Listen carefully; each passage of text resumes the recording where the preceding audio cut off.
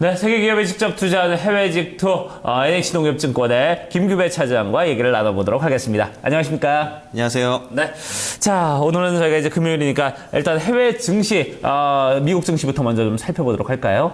네. 다우지수가 사상 최고치를 다시 경신을 하였습니다. 뉴욕 증시에서 고용지표 호조에 힘입어서 다우지수가 17,000을 처음으로 돌파를 하는 하루였습니다. 다우지수는 0.54% 오른 17,068을 기록하면서 거래를 마쳤고요. 이로써 올해 들어 14번째로 신기록을 경신을 하였습니다. S&P 500 지수도 전날보다 0.55% 상승한 1985.44로 마감을 하였고요. 곧이어 2000 시대를 앞두고 있는 듯한 그런 모습입니다. 마지막으로 나스닥 지수도 전날보다 0.63% 오른 4485를 기록해서 거래를 마친 하루였습니다. 이날 시장의 호재는 6월달 고용지표의 발표였습니다. 시장 예상을 크게 상회한 덕에 그 증시 랠리를 이끌었는데요. 6월달 비농업 부문 고용자 수가 28만 8천 명을 8천 명으로 증가했고 실업률은 약 6년 만에 최저치인 6.1%를 기록했다고 합니다. 신규 고용은 예상보다 크게 늘어났으며 6월달에 민간 부문 고용자 수가 26만 2천 명으로 늘어나서 시장 전망치인 21만 5천 명과 전월의 22만 4천 명을 넘어선 것으로 이렇게 나오고 있습니다. 전문가들은 기업들이 고용을 늘리고 임금 수준을 높이면서 개인 소비도 촉진이 되고 있다고 그렇게 분석을 하였습니다. 하지만 내용적으로 살펴보면 조금 체크를 해봐야 되는 부분도 있는데요. 파트타임 직업이 생각보다 많이 늘어났고 풀타임 직업을 결국 많이 늘리지는 못한 결과로 보여지고 있습니다. 결국에는 그 고용이 임시직으로 머무르는 사람들이 좀 많다는 것으로 이렇게 보여지고 있는데요.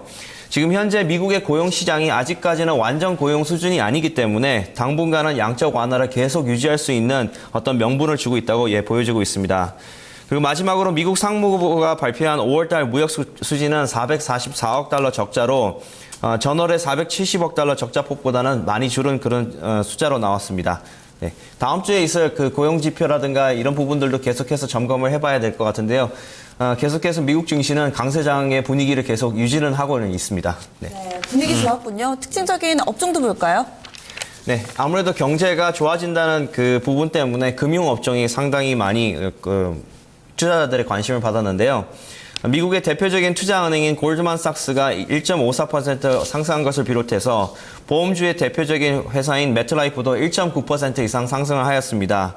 이외에도 그 뱅크 오브 아메리카가 1.14%, 캐피탈원이 1.6%, 그리고 증시가 올라갈수록 거래량이 많아지는 거에 따라서 찰스 슈왑이라든가 이트레이드 등 온라인 증권사들도 2.5% 이상 골고루 상승을 하였습니다.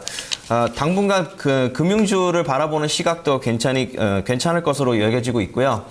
다음 주에도 이러한 분위기 계속될지는 두고 봐야 될 것 같습니다. 네. 자, 금융주들이 조금 이제 호조를 띄었고, 거기에 이제 세부 특징주들은 또 어떤 종목들이 눈에 띄었습니까? 네. 다우의 30 종목을 비롯해서 S&P 500 종목을 제가 간밤에 한번 분석을 해봤는데요. 지수가 올라가는데 비해서는 사실 1% 이상 상승한 종목이 그렇게 많은 편은 아니라고 좀 보여집니다.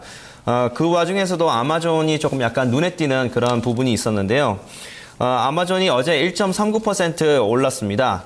앞으로 아마존이 그 넷플릭스의 어떤 비디오 시장 송출기 시장에 어떤 도전장을 그렇게 내밀고 있는 그런 모습이라서 주가가 조금 강세를 보였는데요. 파이프 제프리라는 그 애널리스트 회사에서, 분석 회사에서 아마존과 넷플릭스의 사업 부분을 비교를 했다고 합니다. 그래서 결론적으로 말씀드리면 아직까지는 아마존이 어떤 넷플릭스에 비해서는 조금 모자란 부분이 있다 이렇게 평가를 했는데요. 구체적인 근거로 지난 4년간 유명 TV쇼에 송출하는 그런 비디오 부분이 넷플릭스가 시장 점유율을 32%를 기록하고 아마존이 12% 점유율을 기록했다고 합니다. 또한 영화 부문에서도 대표적인 유명한 영화 50개 다운로드에서 넷플릭스가 12%, 아마존이 6%를 차지하고 있다 이렇게 분석을 하였습니다.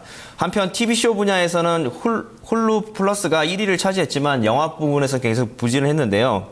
아마존은 2013년도에는 그 TV쇼의 그 점유율을 7%가량 올린 것으로 굉장히 큰 성과를 보이기도 하였습니다.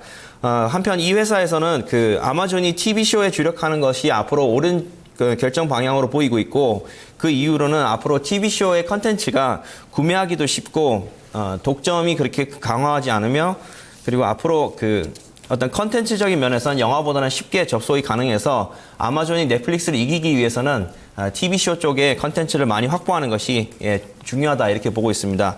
그리고 마지막으로 아마존의 CEO인 베조스는 그 해외 직구의 그런 부분들이 많이 늘어나고 있어서 이틀 이내로 그 어떤 홈 비디오라든가 이런 것을 배달하는 그런 시장을 눈여겨보고 있다고 이렇게 발표를 하였습니다. 이로 인해서 주가는 약 1.3% 상승한 그런 하루였습니다. 특히나 이 앞서서 5월 말이었죠. 이 해외직 투코너에 직접 투자할 만한 종목으로 아마존 당시 소개를 해주셨는데 당시에는 $300 약간 위였는데 지금 많이 올랐습니다. 한 10% 정도 올라서 있는데요. 네, 앞으로의 흐름도 기대해 보겠습니다. 오늘은요, 그럼 아마존만큼 좀 잘 갈 만한 종목, 직접 투자할 만한 종목 어떤 것 있나요? 네, 요즘에는 추격 매수를 하기가 굉장히 어려운 그런 상황입니다. 그래서 어떤 종목들을 살펴보는 것이 많이 떨어진 종목들을 한번 눈여겨볼 필요가 있는데요. 특히 금융주들의 그 소식이 지난 몇 달 동안 좋지는 않았습니다. 그래서 찾아봤더니 그 독일의 대표적인 은행인 그 도이치은행의 주가가 그동안 많이 하락을 하였습니다. 이전에 고점은 40유로를 기록했었는데요. 지금 25유로까지 내려와서 약 한 30% 정도 하락을 한 상태입니다. 도이치은행은 뭐 잘 아시는 것처럼 프랑크푸르트 거래소에 상장되어 있는 독일의 대표적인 은행입니다. 본사는 프랑크푸르트에 있고 독일과 전 세계를 대상으로 글로벌 은행 업무와 금융 투자 서비스를 하고 있는 그런 회사입니다.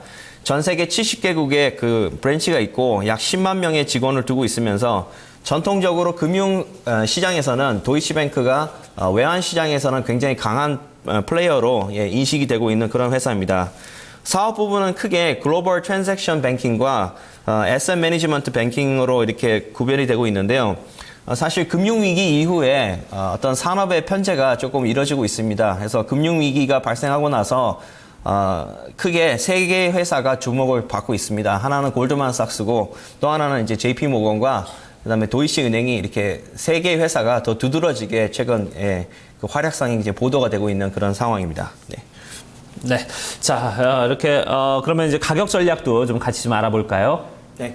앞서 말씀드린 바와 같이 약 $40의 고점을 기록해서 지금은 약 33% 이상 하락을 해서 지금 25.46유로를 기록하고 있습니다. 우선 그 밸류에이션 매력이 상당히 많이 생겼는데요. 주가의 하락폭을 좀 짐작하기는 어렵습니다만 어제 하루는 약 2.5% 상승해서 26유로를 기록을 했습니다.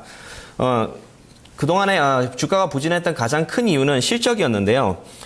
지난 4월 28일 도이치뱅크가 1월 달에서 3월 달 사이에 순이익이 10억 8천만 유로를 기록했다고 발표를 하였습니다. 이는 전년 동기에 16억 5천만 유로에 미치지 못하는 그런 수치였는데요. 그 이후로는 트레이딩과 통화 그리고 상품 부문 매출에서 전년 동기 대비보다 10%가량 줄어든 것이 주가에는 굉장히 악재로 작용을 했습니다. 하지만 이후에 계속해서 그 도이치은행이 어떤 사업의 구조조정을 계속 진행을 하고 있습니다. 그 구조조정의 내용은 사실 시장에 그렇게 알려지지 않았는데요. 저희 금융권 내에서는 그러한 내용들이 조금씩 전해지고 있어서 돈이 안 되는 사업 부분은 지금 과감하게 정리를 하고 있다. 이런 내용들이 이제 전달이 되고 있습니다. 또 한편으로는 도이치뱅크가 굉장히 안전한 은행 중에 하나인데요. 특히 그 유럽중앙은행이 스트레스 테스트로 은행의 재정 건전성을 점검하는 과정에서 기존 은행들에게 자본 비율을 8%까지 확보를 하라고 요구를 하고 있습니다. 도이치은행은 이 중에서도 그 약 9.7% 기록을 하고 있어서 그 스트레스 테스트를 무난히 통과를 하였고 재정 건전성이 굉장히 우수한 은행입니다. 따라서 지금 현재 어떻게 그 주가가 상당히 많이 지금 하락을 해서 밸류에이션 매력이 오히려 더 돋보이고 있는 그런 상황이고요. 기관 투자자들의 보유 현황을 살펴봤더니 지난 3월 31일 날 그 가치 투자를 지향하고 있는 캐피탈 그룹이 약 1275만 주를 추가로 매수를 해서 지금 현재 보유 비중을 2.19%까지 늘린 것으로 나오고 있습니다. 이외에도 JP모건이 약 4.1% 보유를 하고 있고 브랭락이 3.9%를 보유를 하고 있는 대부분의 기관 투자자들이 굉장히 저평가 매력에 계속 장기 보유를 지금 진행을 하고 있습니다.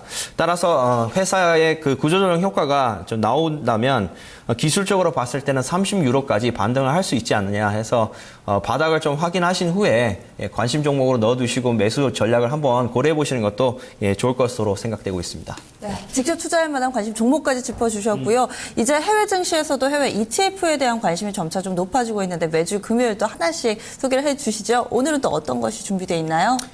네, 아무래도 뉴욕 증시가 고점을 향해서 계속 갱신을 하고 있어서 이 타이밍에서 한번 하락이 나오지 않을까 생각하시는 분들이 계실 겁니다. 지금 분위기로 봤을 때는 사실 하락을 생각하기는 어려운데요. 그럼에도 불구하고 어떤 해칭에 대한 수요는 당연히 있을 수밖에 없습니다.